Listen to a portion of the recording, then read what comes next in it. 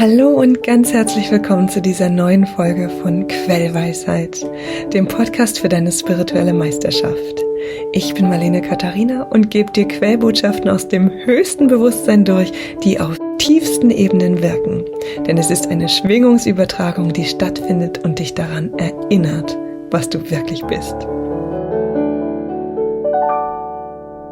Wir freuen uns so sehr, heute hier mit euch zusammen zu sein und diesen Moment zum Anlass zu nehmen, euch in der Entfaltung eures Bewusstseins zu stärken, euch zu unterstützen und euch die Elemente, die Schlüssel zu geben, die genau an dieser Stelle den richtigen, für euch fühlbaren Wert haben, um euch ganz zu fühlen, um euch ganz zu sein, um kompromisslos zu sein, was du bist, was ihr seid, alles, was ist. Jenseits von Erwartungen, jenseits von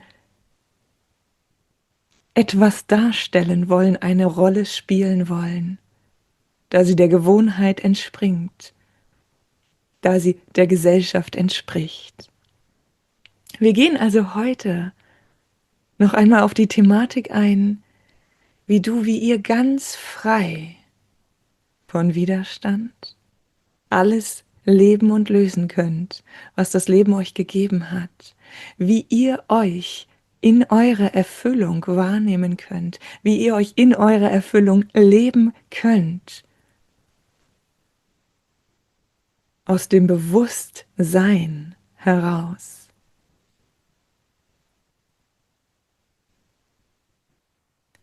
Die stärkste Kraft, die in dir wohnt, ist die Kraft, die sich aus dir selbst ergibt. Es gibt keine Kraft, die dir zugeteilt werden kann, die stärker ist als die Kraft, die dir selbst entspringt.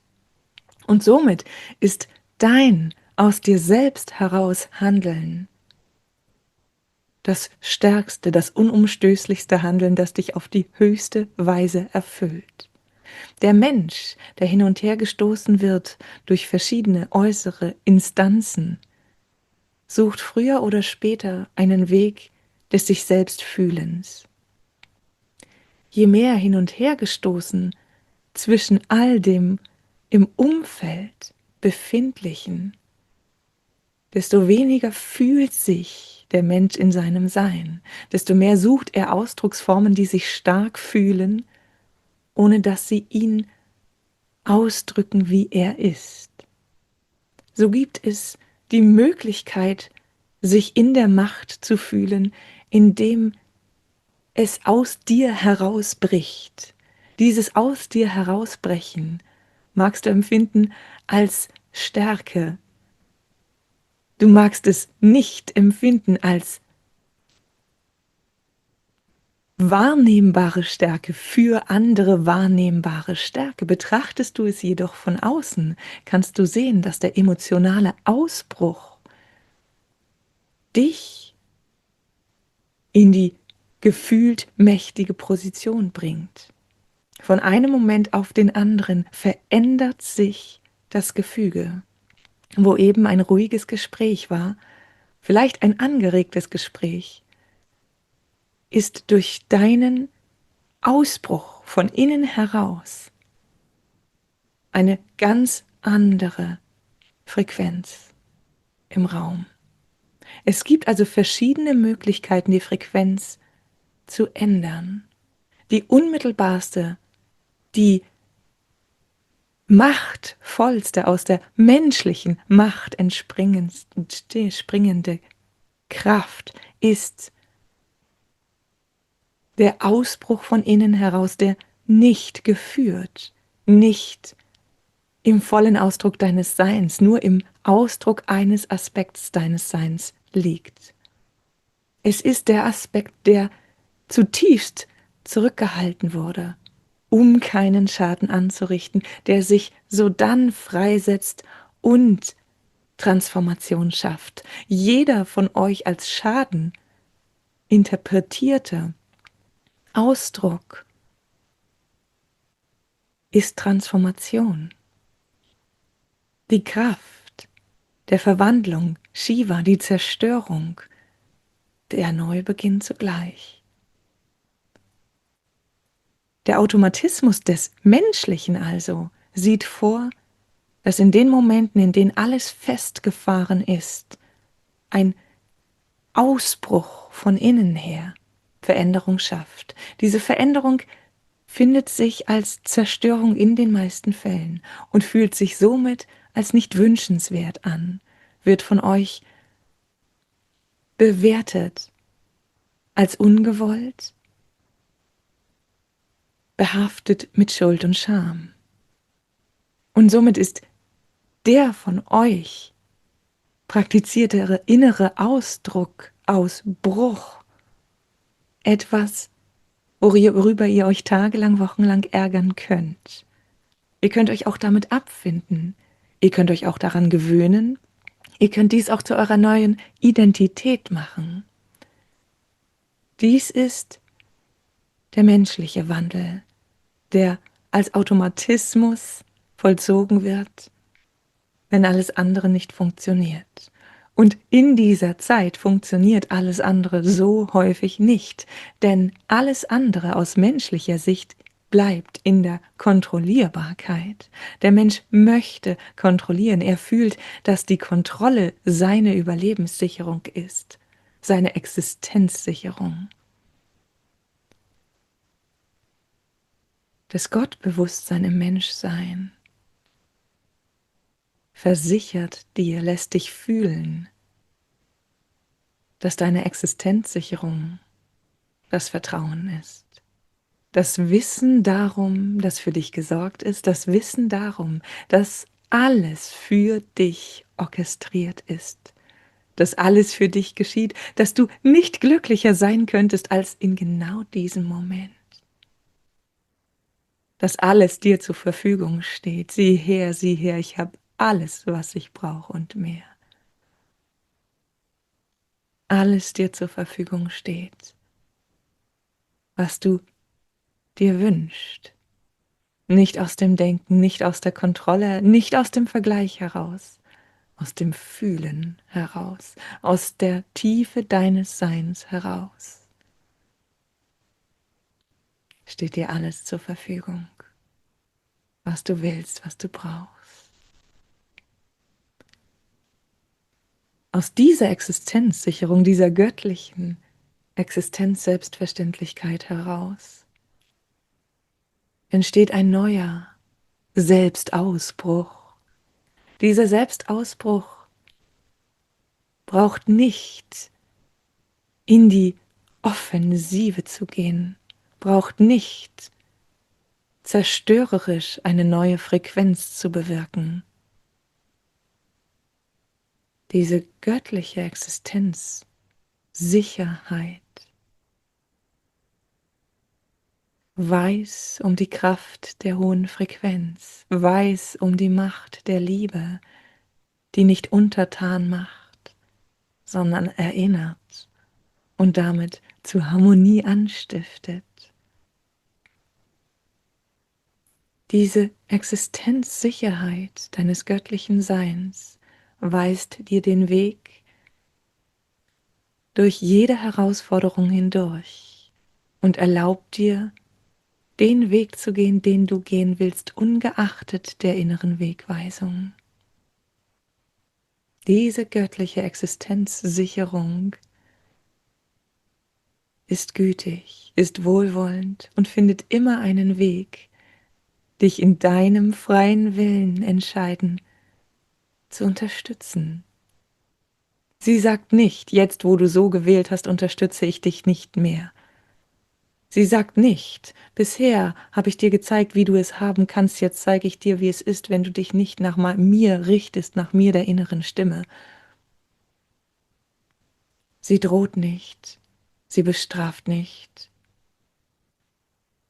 sie begleitet liebevoll, schützend, immer dem folgend, was du bereit bist zu erlauben.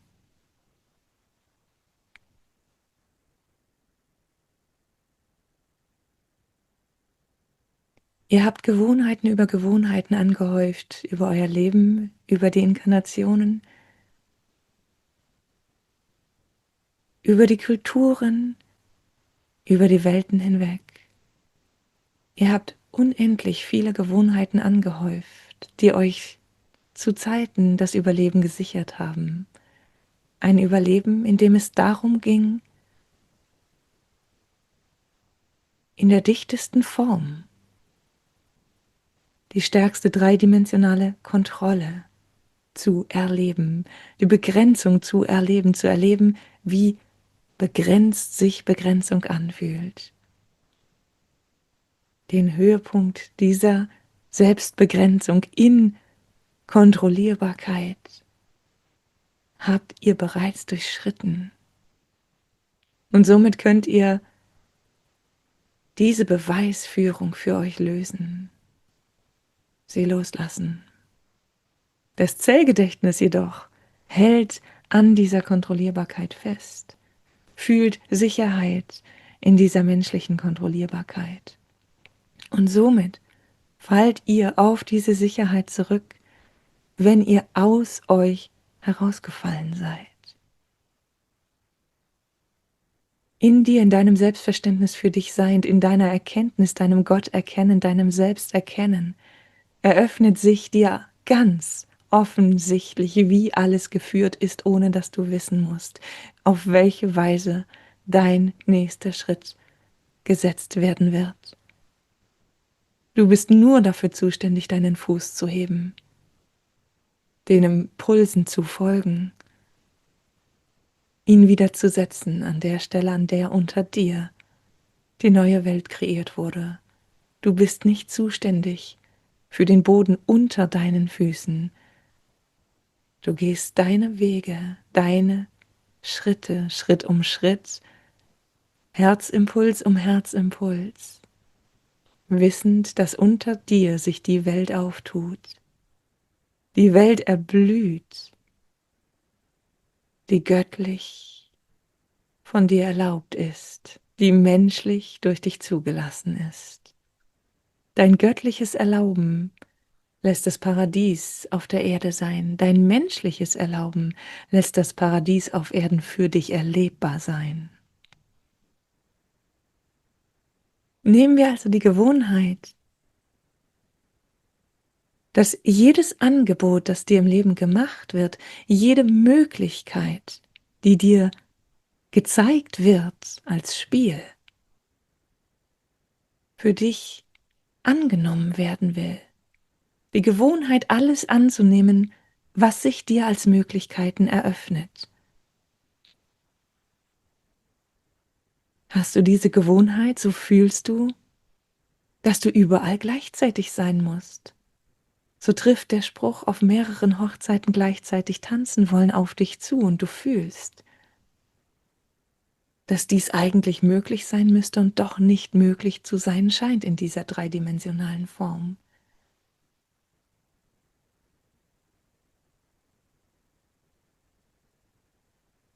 Die Gewohnheit ist nicht, was dich behindert. Was dich behindert, ist die Vorstellung, dich dieser Gewohnheit hinzugeben, hingeben zu müssen, hingeben zu wollen. Du kannst eine Gewohnheit ebenso wie einen lieben Menschen auf Reisen gehen lassen. Du kannst liebevoll Abschied nehmen. Im Abschied nehmen freust du dich auf dieses neue Abenteuer, in dem sich neue Gewohnheiten eröffnen werden, in dem du Neues erleben wirst. Der Mensch geht auf Reisen, um alte Gewohnheiten nicht mitnehmen zu müssen, denn er weiß, in einem neuen Kontext gelten neue Regeln. In einem neuen Umfeld zeigen sich neue Möglichkeiten, sind alte Möglichkeiten keine Möglichkeiten. Und somit hilft es vielen Menschen, ein neues Umfeld zu suchen, um Gewohnheiten in Frage zu stellen.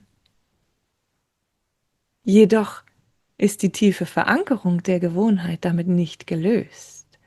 Jedes Umfeld kann auf seine Weise wieder der Gewohnheit konform gemacht werden. an die Gewohnheit angepasst werden. Und somit ist unser Hinweis an dich, dich nicht von der Gewohnheit verabschieden zu wollen, sondern die Gewohnheit gehen lassen zu können. Und dazu gehört erstmal ein Wollen, denn Können ist nichts anderes als Wollen. Wenn ich sage, ich kann nicht, dann fühle ich, dass ich nicht will. Ich kann nicht ist der Ausspruch von wie groß ist der Widerstand. Ich will nicht zeigt, dass es einen großen Widerstand gibt, dass es ein Entscheiden gibt. Ich will dies nicht. Ich kann nicht zeigt, dass es einen größeren Widerstand gibt. Ein klareres Das nicht. Ich wähle nicht, ist der Einklang mit dir. Das im Einklang mit dir sein, das Wissen, dass du alles kannst und doch nicht alles musst. Empfindest du dich also in der vollen Wahl, so kannst du den Widerstand verabschieden. Wir sagen nicht, dass du ihm wünschen möchtest, dass er stirbt. Wir sagen, dass du ihn auflösen kannst, indem du ihm liebevoll gegenüber anerkennend bist.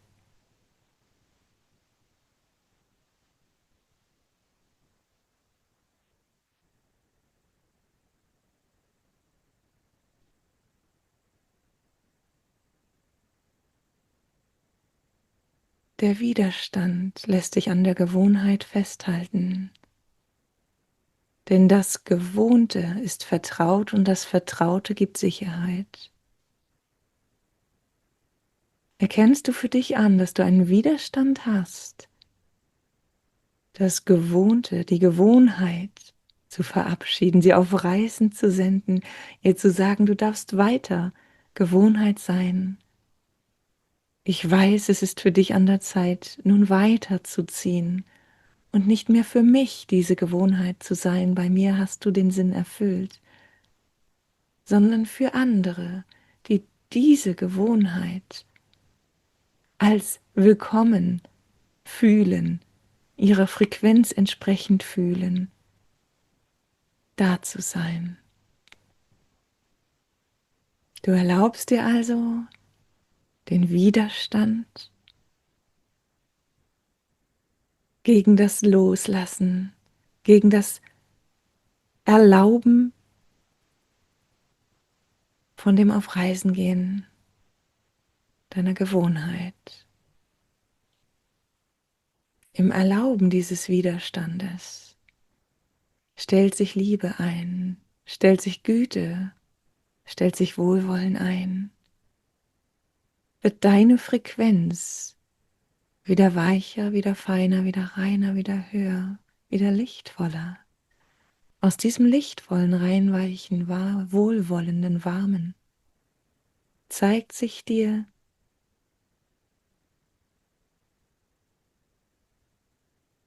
dass die Gewohnheit nicht umsonst war, dass all die Mühe, all der Einsatz, den du die Jahre lang eingebracht hast, um diese Gewohnheit zu nähren, nicht umsonst war, dass diese Gewohnheit ja einfach weiterzieht. Sie wird nicht zerstört, sie wird losgelassen, sie wird in die Freiheit, in ihre neue Freiheit entlassen. Und sie darf als diese Gewohnheit jemand anderem dienen. Sie darf ihre Ausdrucksform ändern und auf andere Weise anderen dienen. Sie ist nun wieder frei, freie Energie, frei sich so auszudrücken, wie sie will. Loslassen funktioniert nicht über Wollen, denn Wollen ist Widerstand. Ich will diese Gewohnheit loslassen. führt zu, ich kann diese Gewohnheit nicht loslassen. Denn je mehr ich will, desto größer wird der Widerstand, der sich dann im Nichtkönnen äußert.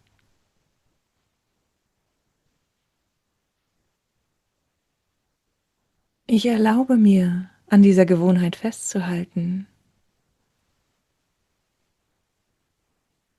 Bringt dich in einen Zustand der Güte, des mit dir selbst im Friedenseins, aus der Frequenz des Friedens heraus lassen sich verfestigte, kontrollierende Gewohnheiten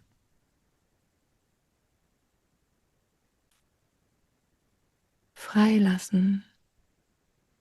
Sie lassen sich von deiner Identität lösen, denn in deiner hohen Frequenz des Erlaubens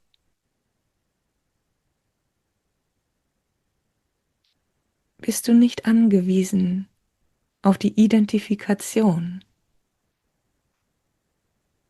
mit einer Form, wie dich Menschen wahrnehmen, wie du wahrgenommen werden willst, wie du dich selbst wahrnehmen willst. Du fühlst dich vollkommen in dir. Und aus diesem dich vollkommen in dir fühlen brauchst du keine Verfestigungen, die deinen Alltag stricken, die dich in deinen Alltag hineinstricken und dich verstrickt fühlen lassen in deinem Alltag.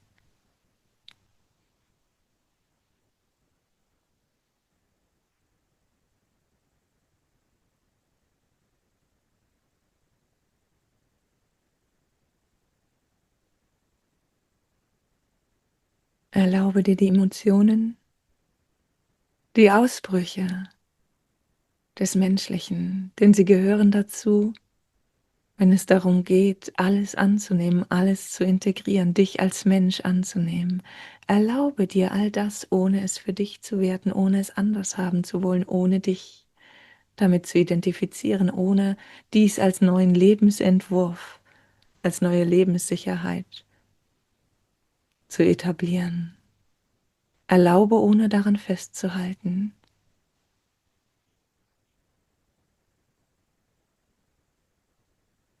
Das Beispiel von uns genannt, in dem alles, was dir begegnet, als Einladung wahrgenommen wird, mitzuwirken, dich einzubringen, dich mit deinen so guten Gaben einzubringen, zu pflegen, zu unterstützen, die Kommunikation zu verbessern.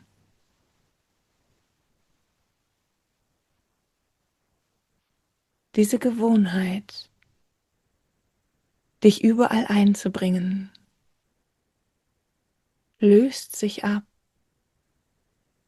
durch die Gewohnheit, dich in allem zu sehen. Es ist mehr ein Selbstverständnis als eine Gewohnheit.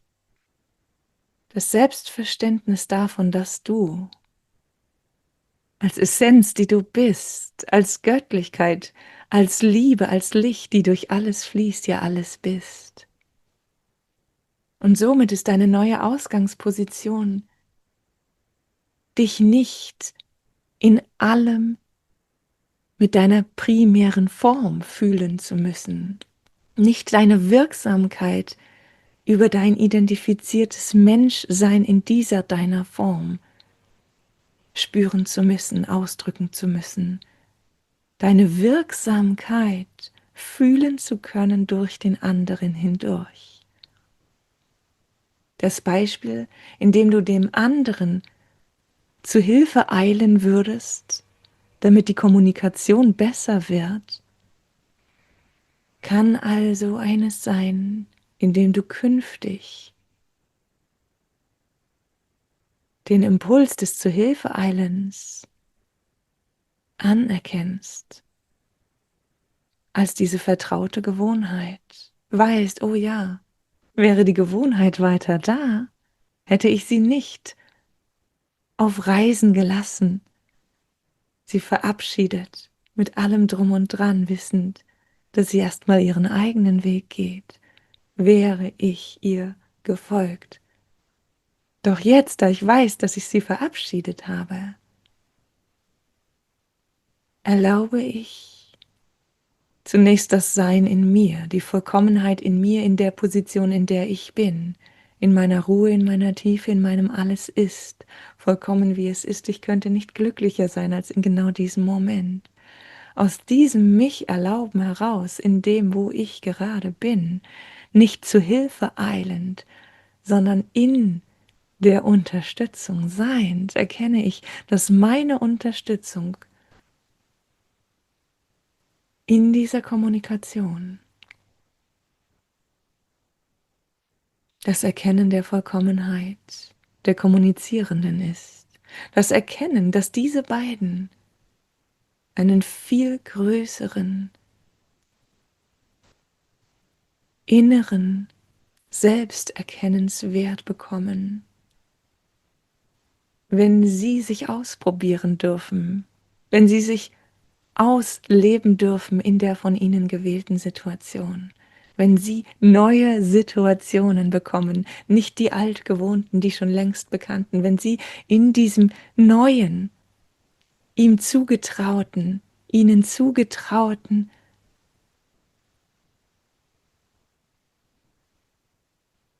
herausgefordert sein,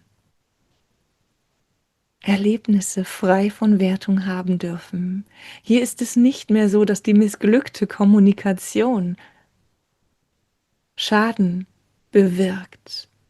Hier ist es so, dass die andere Kommunikation neue Wege schafft, neue Kompetenzen fördert.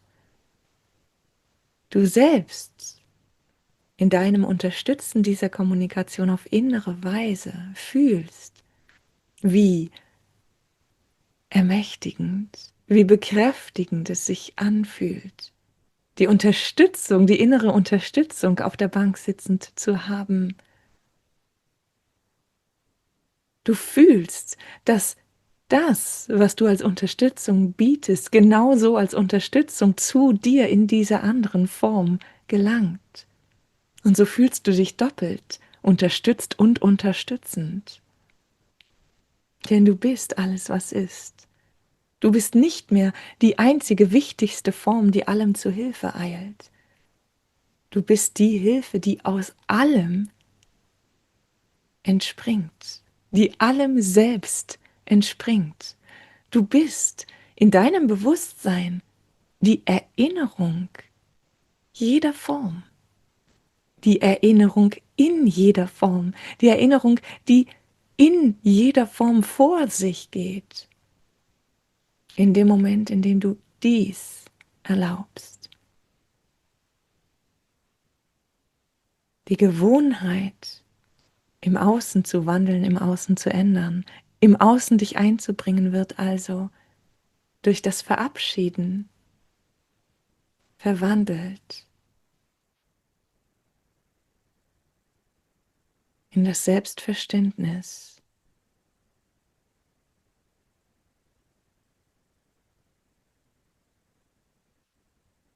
des Neuseins, des sich Neuerkennens, des sich Zurechtfindens in jeder Lebenssituation. Du wirst vom zu Hilfe eilenden zum stillen Unterstützer, der nicht wertet, der nur erinnert, der sich überraschen lässt, der beobachtet, nicht manipuliert, der nicht ein Ergebnis sehen will, der hingegen ganz vertraut, dass dieser Film, der da vor ihm läuft, einen wunderbaren Verlauf nehmen wird.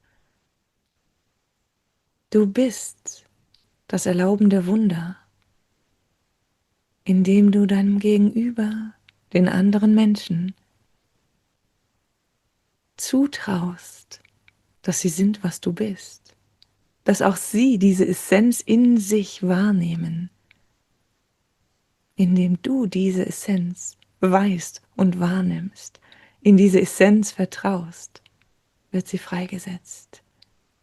Für den anderen wahrnehmbar, fühlbar, bewusst oder nicht wahrnehmbar, nicht fühlbar, unbewusst. Jeder von euch weiß, dass es Momente in eurem Leben gab, bei denen ihr nicht wisst, wie ihr auf so vollkommene Weise habt kommunizieren können, wie ihr das Gefühl hattet, so geführt gewesen zu sein, dass ihr nicht einmal mehr hättet wiederholen können, was ihr gesagt, was ihr getan, wie ihr gehandelt habt. Es war geführt. Und somit sagen wir dir, du kannst Gewissheit haben, dass selbst jene Menschen, von denen du den Eindruck hast, dass sie unbewusst sind und nicht verknüpft, nicht angebunden an ihre Führung, die innere Führung, dass selbst jene Menschen innerlich geführt sind.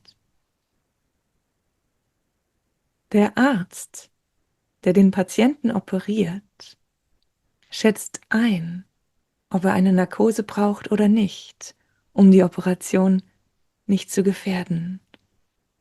Auf genau die gleiche Weise kann das Bewusstsein und das Vergessen des Menschen eingesetzt werden, um die Göttlichkeit wirken zu lassen. Du wirkst durch jeden hindurch. Je klarer dir diese Wahrheit ist, je tiefer du diese Wahrheit fühlst, desto mehr kannst du dich davon lösen, selbst der Kreierende, selbst in deiner physischen Form der Erschaffende zu sein. Desto tiefer lässt sich für dich fühlen, dass keine Hilfe von dir in deiner menschlichen Form kommen muss. Dass jede Hilfe auf unzählige Weisen kommen kann und somit kommen wird. Es gibt also nichts, was durch dich verhindert, nichts, was durch dich befördert werden muss, was dich wieder dahin zurückbringt, ganz deinem Herzen zu folgen. Nun magst du sagen, ich folge meinem Herzen. Ist es nicht doch auch Folgen dem Herzen, dem Impuls, wenn sich eine Sache eröffnet, in der ich mich gerne einbringen möchte? Wir sagen, Herzensführung und Gewohnheitsimpuls liegen nah beieinander. Um beides voneinander in Klarheit getrennt zu sehen, um wirklich zu wissen, ist es der Herzensimpuls oder der Gewohnheitsimpuls, der dich hier zu führen sucht, ist die sicherste Variante, dich aus dem Feld, das dich einlädt, zu entfernen. Physisch oder rein geistig, energetisch in deinem Wissen. Ich bin in meinem tiefsten Sein. Ich erlaube mir den Moment der Stille, einen Moment, der nicht begrenzt ist, einen Moment, in den ich so tief und so lange versinke, bis ich fühle, dass ich alles bin, was ist und dass nichts von mir erwartet wird, dass ich nichts tun muss, dass alles immer in Vollkommenheit ist, genau wie in diesem Moment meines Nichtstuns, meines Einfachseins. Bist du in diesem Selbstverständnis für die Vollkommenheit deines Einfachseins angelangt, so ergibt sich dir automatisch vor deinem inneren Auge das, was du liebst von Herzen her, was dich einlädt zu tun, dich einzubringen. Und das, wo du einen Mangel fühlst und deswegen zur Hilfe eilen möchtest, wo du fühlst, dass doch diesem Menschen geholfen sein soll, weil wenn du an seiner Stelle wärst, du auch Hilfe wollen würdest, dass doch dieser Mensch dir so viel gedient hat und deswegen deine Unterstützung, deine Hilfe verdient, dass doch dieser Mensch in seiner Form so würdig, so achtenswert ist,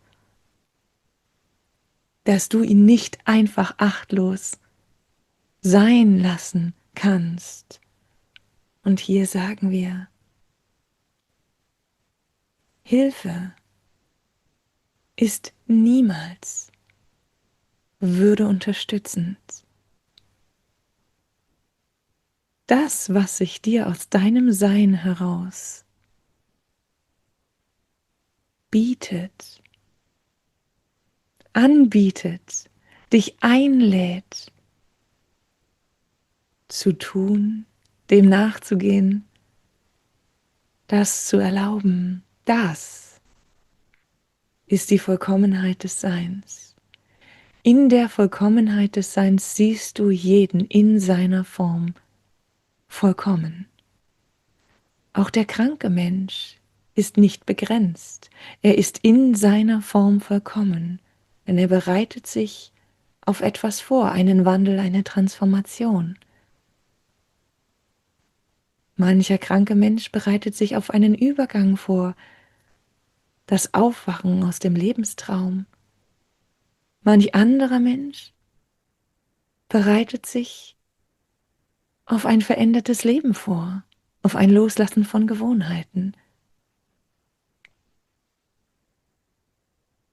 Indem du fühlst, dass es eine große Freude gibt, mit einem Menschen Zeit zu verbringen, wirst du keinen Mangel in ihm finden. Du wirst fühlen, dass du dich selbst bestärkst, indem du ihn bestärkst. Du wirst sehen, dass selbst eine Pflegezeit sich dann anfühlt wie das Spielen mit einer Puppe. Als Kind hattest du die Freude daran, einen Gegenstand zu etwas zu erklären und ihn dann auf eine gewisse Weise zum Leben zu erwecken. Es gibt einen Unterschied zwischen am Leben erhalten und zum Leben erwecken. Wenn du die Freude daran hast, einem Gegenstand, einem Ding Leben einzuhauchen, so siehst du dieses Ding lebendig und tust dann nur den Rest drumherum, damit das Lebendigkeitssein greifbarer, fühlbarer, wahrnehmbarer ist. Kannst du also eine Pflegezeit, einen Menschen pflegen, auf eine solche Weise wahrnehmen, so weißt du, es entspringt deinem inneren Sprudeln.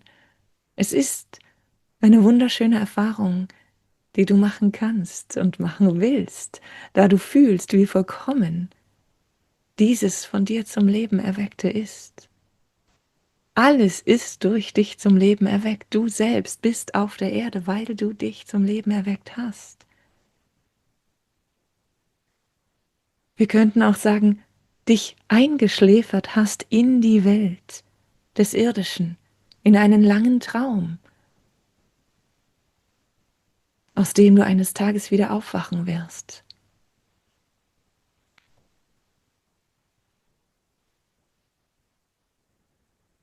All die Möglichkeiten, die du hast, sind Träume. Träume, die du wählen kannst zu träumen,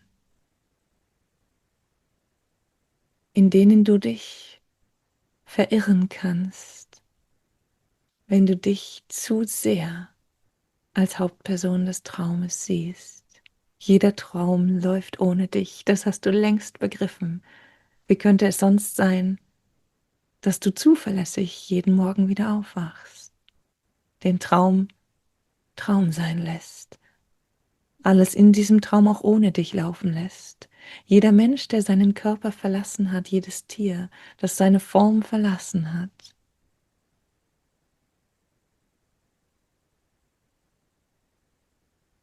hat allen anderen Menschen zugetraut, in ihrer Vollkommenheit auf der Erde zu existieren, ohne die Unterstützung durch diese mit dem eigenen Verlassen der Erde aufgelösten Form.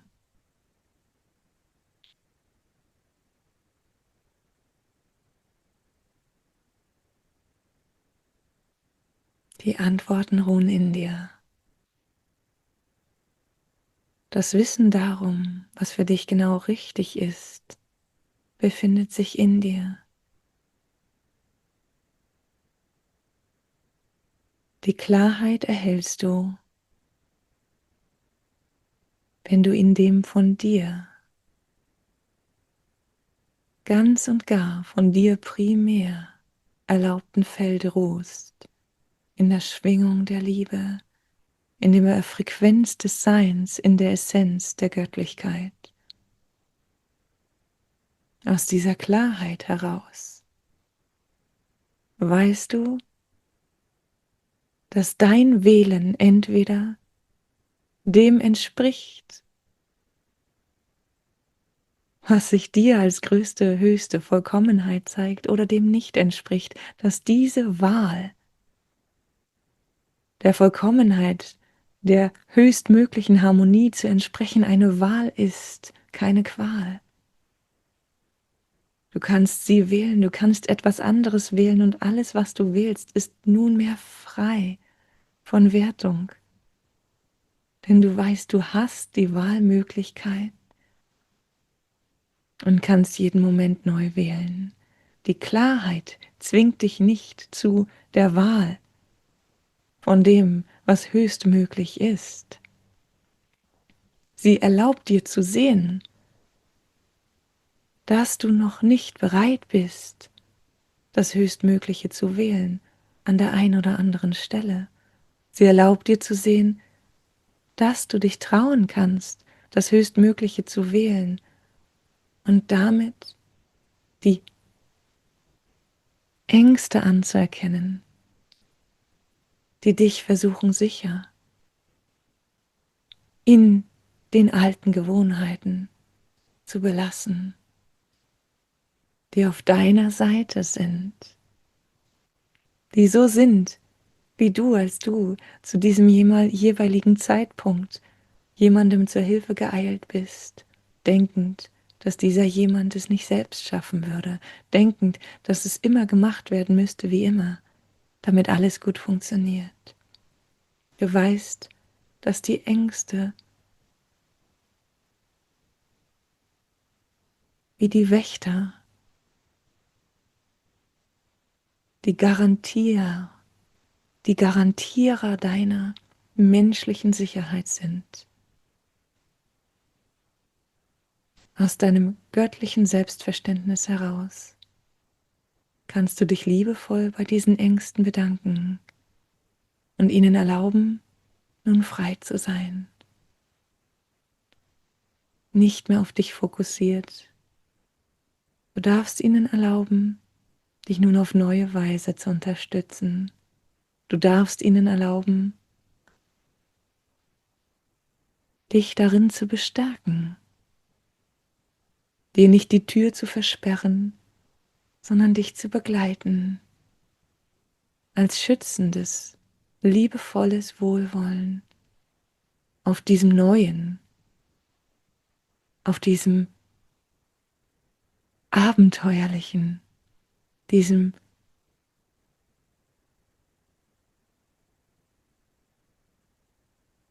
Ungeahnten und Unvoraussehbaren und doch so geführten Weg. Wir danken dir. Wir lieben euch. Wir sind, was du bist. Wir sind, was ihr seid. Ihr seid, was wir sind. Alles ist eins. Und mit jedem Wirken aus diesem Einssein ist das Bewusstsein über das Einssein unendlicher. Und damit sind wir für jetzt und hier vollkommen.